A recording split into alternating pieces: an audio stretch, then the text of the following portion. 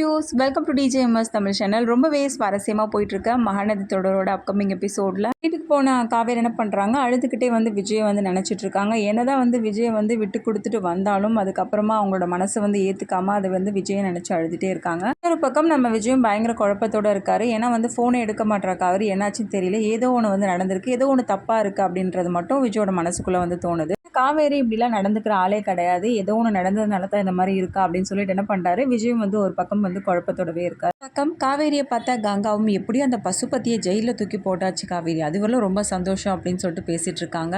அம்மாக்கா அவன் எவ்வளோ ஆட்டம் ஆடிருப்பான், எவ்வளோ கஷ்டப்படுத்திருப்பான், அதெல்லாம் இவனுக்கு தேவைதான்க்கா அப்படின்னு சொல்லிட்டு என்ன பண்ணுறாங்க பேசிட்டு இருக்காங்க. சமயத்தில் அவன் மூஞ்சை எனக்கு பார்க்கணும் போல இருக்குக்கா அப்படின்னு சொல்லிட்டு சொல்கிறாங்க. என்னடி சொல்கிற காவேரி? ஆமாக்கா எப்படிலாம் நம்மளை படுத்திருப்பான், ஆனால் இப்போ அப்போ எப்படி இருக்கான், எந்த மாதிரியான ஒரு நிலைமையில இருக்கான்னு சொல்லிட்டு பார்த்து சந்தோஷப்படணும்ல, அதெல்லாம் வேண்டாம் காவேரி விடு அப்படின்னு சொல்லிட்டு கங்கா சொல்ல, இல்லைக்கா நான் போய் பார்த்துட்டு தான் வரப்போகிறேன் அப்படின்னு சொல்லிட்டு காவேரியும் சொல்ல, சரி சரி நீ தனியாக போக வேண்டாம், மாமாவையும் கூட்டிகிட்டு போ அப்படின்னு சொல்லிட்டு சொல்கிறாங்க.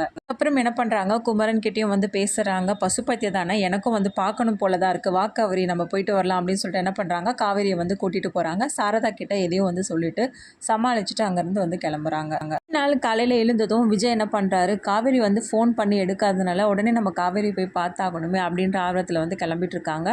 பக்கம் வெளியில் வர வெண்ணிலா என்ன பண்ணுறாங்க, செக்கப்புக்கு போனோம், ஹாஸ்பிட்டல் கூப்பிட்டு போறியா விஜய் அப்படின்னு சொல்லிட்டு கேட்க, அதை கேட்ட விஜய் என்ன பண்ணுறாங்க, இல்லை நீ வெண்ணிலா நீ உன்னோட சித்தப்பாவோட போயிட்டு வா, நான் ஒரு முக்கியமான வேலையை வெளியில் போக வேண்டியது இருக்குது அப்படின்னு சொல்லிட்டு சொல்கிறாரு. விஜய் சித்தப்பாவுக்கு அதிகமாக எதுவும் தெரியாது இல்லையா, சரி நீ கூட வந்தால் கொஞ்சம் நல்லாயிருக்கும் அப்படின்னு சொல்லிட்டு சொல்கிறாங்க. அதன் மூலயமா என்ன பண்ணுறாங்க யோசிக்கிறாரு விஜயும். இப்போ விஜய் இன்னைக்கு ஒரு நாளைக்கு தானே கூட போயிட்டு வா அப்படின்னு சொல்லிட்டு தாத்தா சொல்கிறதன் பேரில் வேறு வழி இல்லாமல் என்ன பண்ணுறாங்க, கிளாவை கூட்டிகிட்டு என்ன பண்ணுறாரு விஜய் ஹாஸ்பிட்டலுக்கு கிளம்புறாரு. இன்னொரு பக்கம் பசுபதியை பார்க்க போன காவேரி பார்த்தீங்கன்னா பசுவை பார்த்து, என்ன பசு எப்படி இருக்கா, நல்லா இருக்கியா, ஒரு நிலைமையில பார்க்கறதுக்கு எனக்கு எவ்வளோ கண்ணுக்கு குளிர்ச்சியாக இருக்குது தெரியுமா பசு அப்படின்னு சொல்லிட்டு என்ன பண்ணுறாங்க, ரொம்பவே வெறுப்பேற்றுற மாதிரி பேசிகிட்டு இருக்காங்க.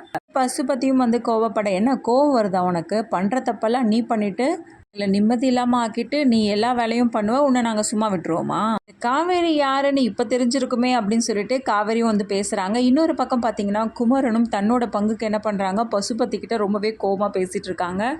ஓவர ஆட்டம் ஆடினால உனக்கு இதுவும் வேணும் இதுக்கு மேலேயும் வேணும் அப்படின்ற மாதிரி குமரனும் ஒரு பக்கம் பேசுகிறாரு. இந்த புழு பூச்சிலாம் பேசிகிட்டு இருக்கே அப்படின்னு சொல்லிட்டு பசுபதி பேச, யார் புழு பூச்சினா யாருன்றது உனக்கு நல்லா தெரிஞ்சிட்டு இருக்கோம் நான் நினைக்கிறேன், ஏன்னா என்கிட்ட வாங்கின உத அப்படி மறந்து போச்சா இல்லை திரும்ப ஏதாவது கவனிக்கணுமா அப்படின்னு சொல்லிட்டு என்ன பண்ணுறாங்க, குமரன் கேட்குறத பார்த்து பசுபதி பயங்கரமாக எரிச்சல் அடைகிறாரு. ஏன்னா ரெண்டு பேரும் ரொம்ப ஓவராக பேசிகிட்டு இருக்கீங்க, இதோட இது முடிஞ்சு போகிறது கிடையாது, நான் இப்படியே இங்கே இருந்துருவேன்னு பார்க்குறீங்களா, என்னால் வெளியில் வர முடியாதுன்னு நினைக்கிறீங்களா, தெரிந்து பாருங்க எப்படி நான் வெளியில் வரேன்னு மட்டும் அப்படின்னு சொல்லிட்டு என்ன பண்ணுறாரு, பசுபதியும் சேலஞ்ச் பண்ணுறாரு. ஐயோ பசு, நீ என்னதான் வெளியில் வர நினச்சாலும் இந்த காவேரியை ஒன்றுமே உன்னால் பண்ண முடியாது புரியுதா அப்படின்னு சொல்லிட்டு காவேரி பசுபதி கிட்ட இப்படிலாம் பேசுறத பார்த்து ரொம்பவே எரிச்சல் அடைகிறாரு. பசுபதியும் மேலையும் என்னையும் குடும்பத்துக்கிட்டையும் ஏதாவது பிரச்சனை தகராறு ஏதாவது பண்ணணும்னு நினச்சி அப்புறம் உன்னை உண்டுலன்னு பண்ணிவிடுவேன் அப்படின்னு சொல்லிட்டு என்ன பண்ணுறாங்க, அங்கேருந்து கிளம்புறாங்க. வெளியில் பேசிக்கிட்டே வராங்க. எனக்கு ரொம்ப சந்தோஷமாக இருக்கு மாமா அந்த பசுபதி இப்படி பார்க்கும்போது அப்படின்னு சொல்லிட்டு பக்கம் ஹாஸ்பிட்டல் கூட்டிகிட்டு போன வெண்ணிலா கிட்ட டாக்டர் சொல்கிறாங்க, வேலைக்கு மருந்து மாத்திரலாம் சாப்பிடுங்க, கவனமாக இருங்க அப்படின்னு சொல்லிட்டு. அதுக்கப்புறமா விஜய் என்ன பண்ணுறாங்க, அவங்க மாமா கிட்ட சொல்கிறாங்க, வெண்ணிலா பத்திரமா பார்த்துக்கோங்க, இந்த மருந்து மாத்திரலாம் கொடுங்க டெய்லியுமே, அதுக்கப்புறமா உங்களுக்கு என்ன தேவையோ எல்லாத்தையும் நான் பண்ணி கொடுக்குறேன் அப்படின்னு சொல்லிட்டு. இது எல்லாத்தையுமே கேட்டுட்டு இருந்தால் வெண்ணிலாவோட மனசுக்குள்ளே என்னது, விஜய் நம்மளை ஊருக்கு அனுப்பி வைக்கிறாரா அப்படின்ற மாதிரி எண்ணம் தோன்றுது. அப்புறமா வெண்ணிலா விஜய் கிட்ட போயிட்டு ஏற்கனவே நடந்த விஷயங்களை பற்றி சொல்கிறாங்களா, காவேரி நம்மக்கிட்ட சத்தியம் பண்ணி கொடுத்து தான் விஜய் வெளியில் கொண்டு வந்திருக்கா அப்படின்ற விஷயத்தை சொல்கிறாங்களா. இதனால் விஜய் எப்படிலாம் கோவப்பட போகிறாங்க அப்படின்றத தெரிஞ்சுக்கணும். அப்போ மறக்காம நம்ம சேனலை சப்ஸ்கிரைப் பண்ணிக்கோங்க, கூட இருக்க அந்த பெல் ஐக்கனும் கிளிக் பண்ணிவிடுங்க, அப்போ தான் நான் போடுற அடுத்தடுத்த வீடியோஸ் உங்களுக்கு நோட்டிஃபிகேஷனில் வரும். ஓகே வியூஸ், தேங்க்ஸ் ஃபார் வாட்சிங் திஸ் வீடியோ.